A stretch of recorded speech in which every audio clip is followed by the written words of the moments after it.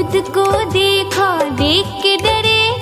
पांचवें हाथी को इशारे से बुलाया, इधर आ, इधर आ, इधर आ। पांच मोटे हाथी अपने घर चले।